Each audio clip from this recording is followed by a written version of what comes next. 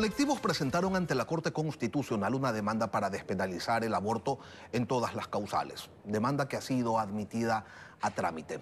Hoy nos acompaña María de Lourdes Maldonado, directora de la organización Dignidad y Derecho. Abogada, buenos días, bienvenida a Contacto Directo.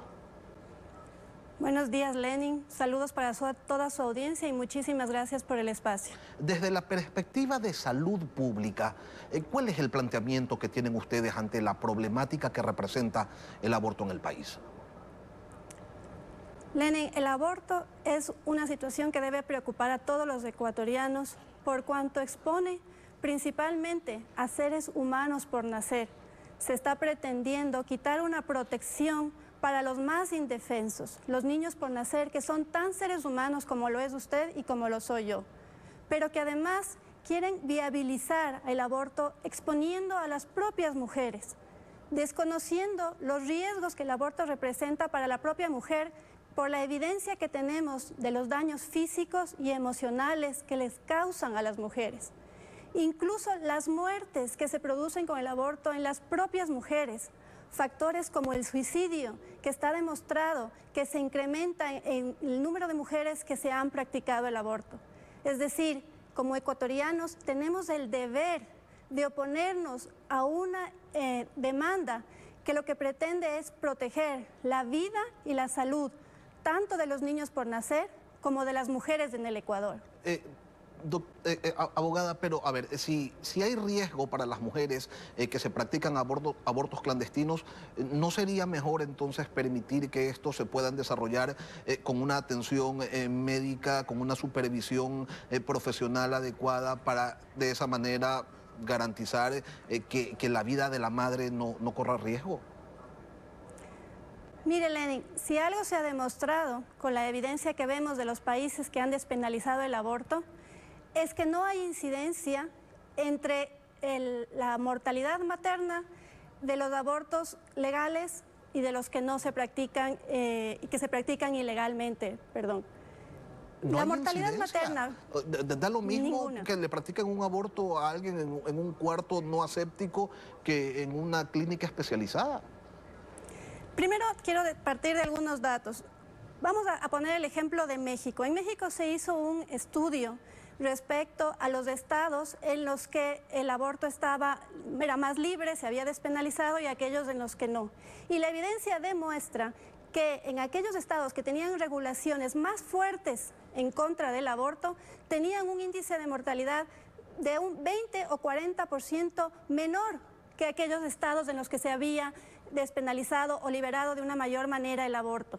Por otro lado, sí le quiero decir que llama mucho la atención las cifras de abortos clandestinos que se han utilizado en los distintos países, incluido el Ecuador.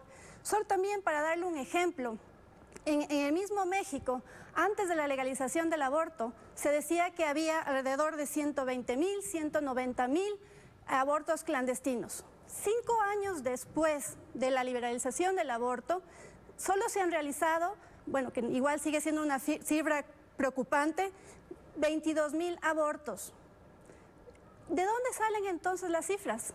¿Dónde estaban los 120,000 abortos clandestinos que reclamaban? El problema aquí, estimado Lenin, es que las cifras que presentan los otros grupos no son reales. Abogada, ¿cuál es el abordaje que como sociedad o como miembros de una sociedad ustedes plantean ante una situación que involucra sin duda a un número importante de mujeres? Las cifras del INEC, que no están actualizadas, pues daban cuenta que entre 2009 y 2019 más de 15,000 niñas y adolescentes de entre 10 y 17 años habían sido hospitalizadas por abortos provocados, y esas sí eran cifras oficiales. Mire, Lenin, vamos a ir a los datos justamente que usted menciona.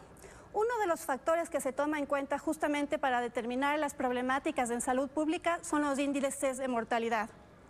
Si usted revisa los índices de mortalidad femenina en el Ecuador, el aborto no se encuentra entre las primeras causas de mortalidad femenina. Si solo tomamos en cuenta los datos de mortalidad materna, ni siquiera el aborto se encuentra entre las primeras causas de mortalidad materna. ¿Cuáles son las principales causas de mortalidad materna en el Ecuador? Primero, causas indirectas. Por ejemplo, el COVID en el año 2021 fue la principal causa de mortalidad materna. Luego están las causas de mortalidad materna directa, como son las hemorragias, los problemas de hipertensión, las infecciones. Y a esos problemas, a esos verdaderos problemas que enfrentan las mujeres embarazadas, no los solucionamos con el aborto. ¿Cómo las solucionamos? Con el debido control prenatal, dotándoles a las mujeres que están dando a luz del equipamiento médico necesario, de médicos capacitados para atenderles, del control postnatal, de un seguimiento luego de que las mujeres dan a luz. Eso evita la mortalidad materna. Por el contrario, las estadísticas también nos reflejan, y eso es importante mencionar, que las mujeres mueren por el aborto. Es más, un estudio en Finlandia tenía unas cifras alarmantes, y se la puedo enseñar, de las incidencias que el aborto tiene para que las mujeres se suiciden. Es increíble. Niñas y jóvenes y mujeres adultas que se suicidan 55 veces más que unas mujeres que terminan el embarazo. Aún cuando estamos hablando de situaciones que exponen a las mujeres como en los casos de violencia. Abogada, pero usted señala que las cifras son difusas y sin embargo sí hay algunos registros. Me remito nuevamente al INEC, que señala que del 2013 al 2017, en esta ocasión, se registraron 109.696 abortos en el país y que el 42% de ellos eran de mujeres menores a 24 años. Eso es lo registrado porque estas mujeres llegaron a requerir de atención hospitalaria. Entonces, usted me dice con planificación familiar, con una adecuada educación, con implementación médica de primer nivel. Sin embargo, ¿qué pasa con esas mujeres que deciden interrumpir su embarazo, no sé, porque fueron violadas, qué sé yo, porque no tienen las condiciones económicas para sobrellevar el embarazo? O sea, para ellas ustedes no tienen ninguna opción. Sí, a ver, existen, primero nuevamente revisemos los datos, querido Lenin. Yo tengo aquí las estadísticas o lo que nos ha dado el Ministerio de Salud respecto a las causas de mortalidad materna y quiero insistir en eso.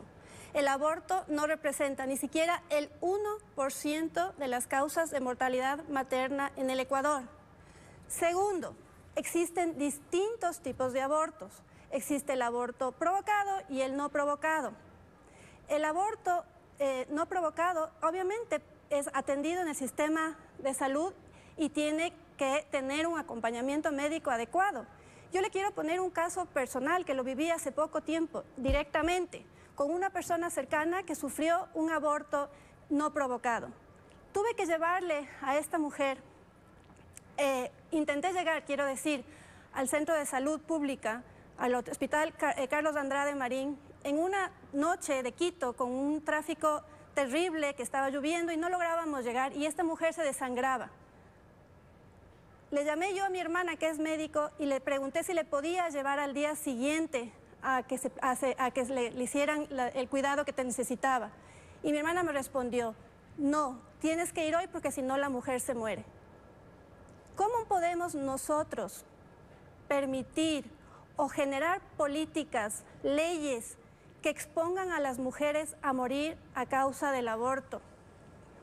No puede nunca ser una opción para la mujer.